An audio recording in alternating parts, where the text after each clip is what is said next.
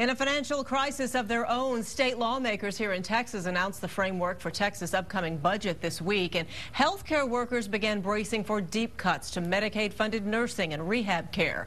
Fearing bankruptcy, facility closures, patient displacement, and severe job loss, the industry is now pleading with lawmakers to reconsider those cuts.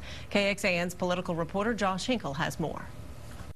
As Texans, we always take care of the least among our population, the frail, the young, the elderly. Governor Rick Perry gave that pledge in his inaugural address this week. And the next day, the House announced a baseline budget with deep 33% cuts to Medicaid-funded nursing homes. If they don't get funding, they can't get their medicines wherever they stay, if they can find a place to stay. Places like Maggie Johnson Nursing Center in East Austin would suffer severely. Like they're playing dominoes there.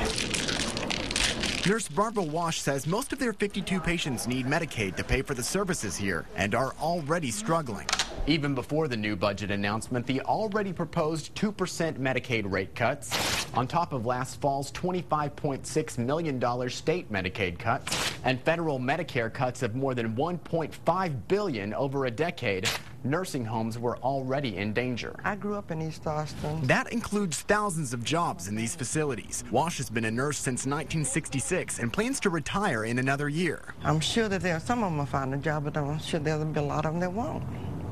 So they'll have to retire. It's not right for the state of Texas to be raising taxes when we've got so many of our people either out of work or underemployed. Republicans say no new taxes amid a projected $27 billion budget shortfall. Democrats say without additional revenue, programs like nursing homes will be forced to go without or rely on other options. Those guys out there that have their man caves where they go to watch the games are going to probably find those converted into mother-in-law rooms now. Wash says many patients don't have another option. Some of them, maybe a few might, can depend on family, but other than that, they'll just be out there in the streets, and that's horrible.